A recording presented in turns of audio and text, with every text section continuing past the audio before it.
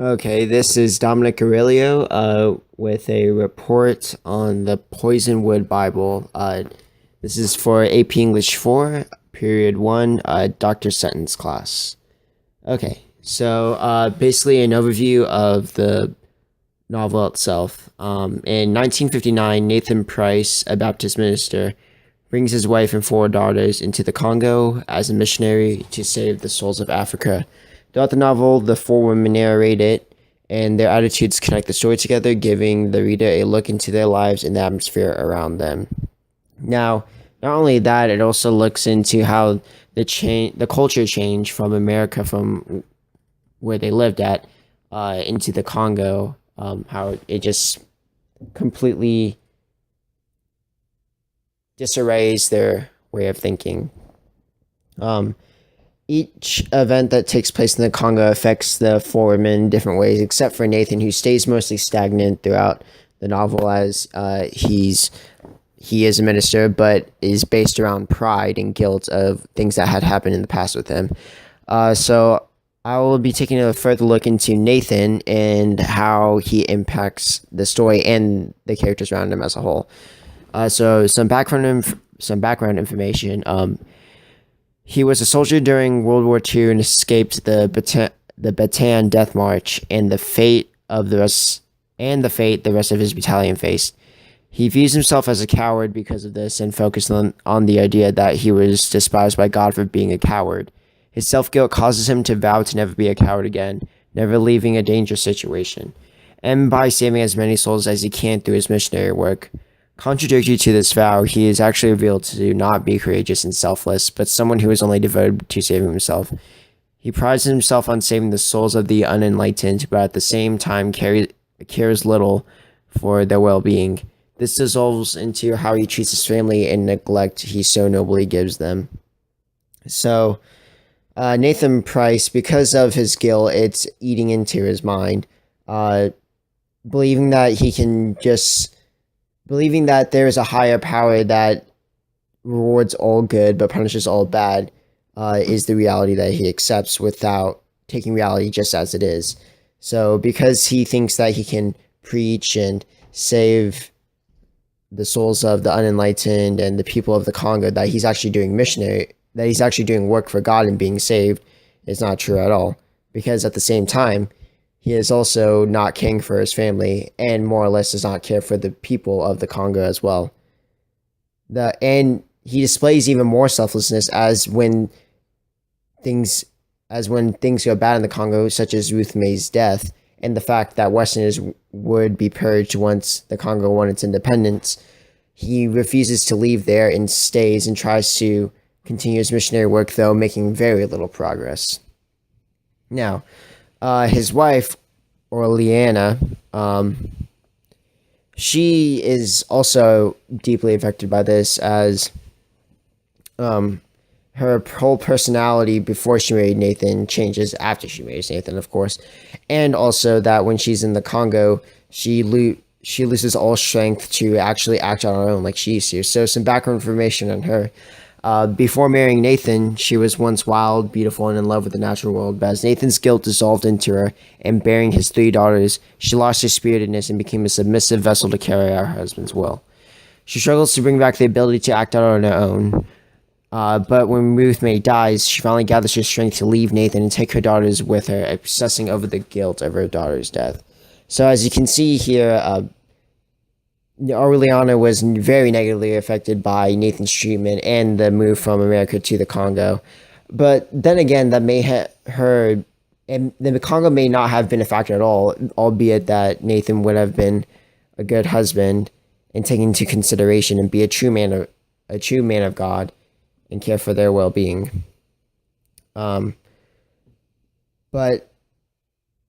before she marries Nathan, as I said before, she's already free-spirited and she loves the natural world. But because of marrying Nathan and then letting her be influenced by his guilt and his, I guess, devotion to being a missionary and trying to preach the word of God and save people, she quickly becomes the opposite of what she was before. And instead of Nathan enhancing the good qualities of her, he only brings out the bad and weakens what she was already strong at. And it took Ruth May's death to actually build up strength in order to move away from Nathan. Okay, now to look into the daughters. The daughters themselves,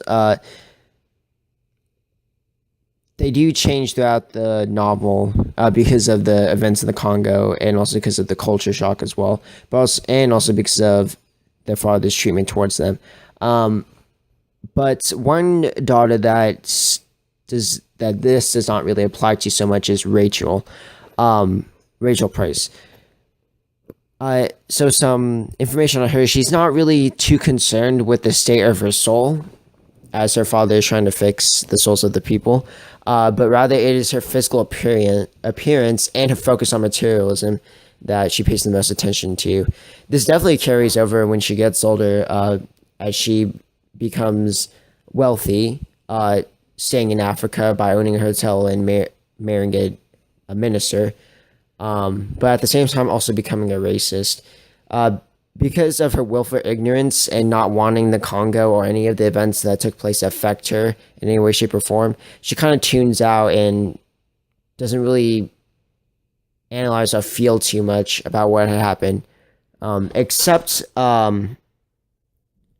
this way of thinking ends with her when Ruth May dies, of course, which was such a pivotal event in the novel that really spread out to the four women, but not so much to Nathan. All right, so the third daughter, Leah Price.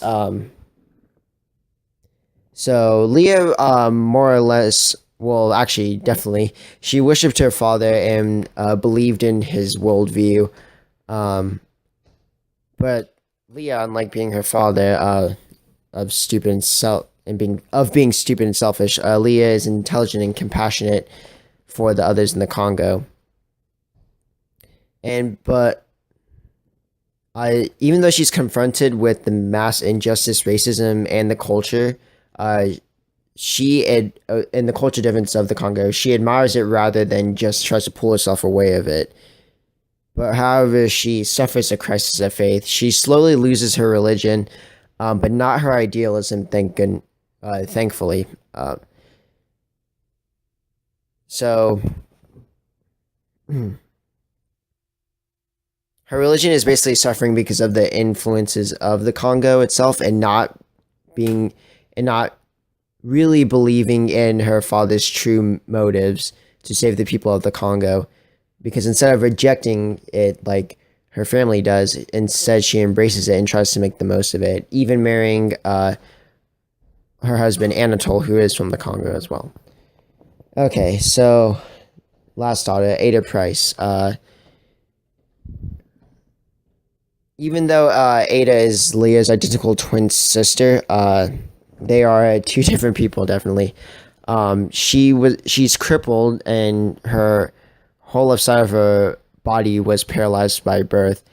Ada is more cynical than Leah is, preferring to view things backward rather than forward. So instead of moving on and making the most of her life in the Congo, she rather looks back and tries to live in the past with America. Because of this, she mainly becomes an observer rather than a participant throughout the novel, rarely speaking out about anything, except only when emergencies. But that she somewhat loses that quality as the novel goes on, as she gets older, when she matures and everything, when she finally accepts the fact that she needs to move on. So now with the family analyzed, this whole situation of moving to the Congo and being and having that culture shock, just really lays out the events of the novel itself.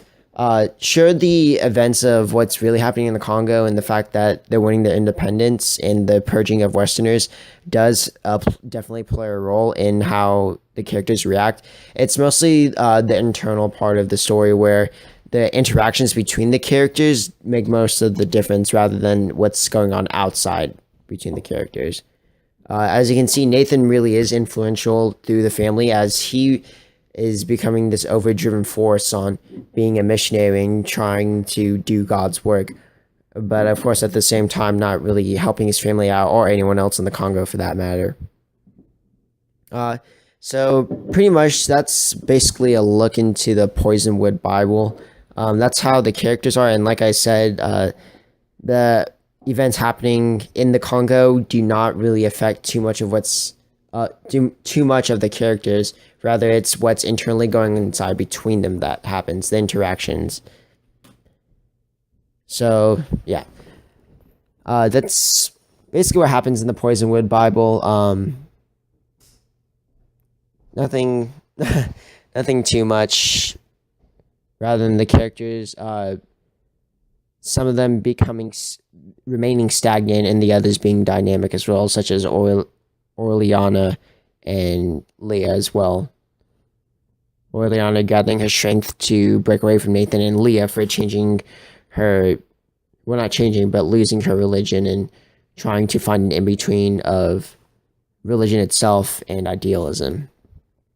Um, so yeah, that's the Poisonwood Bible. Thanks for listening. Bye.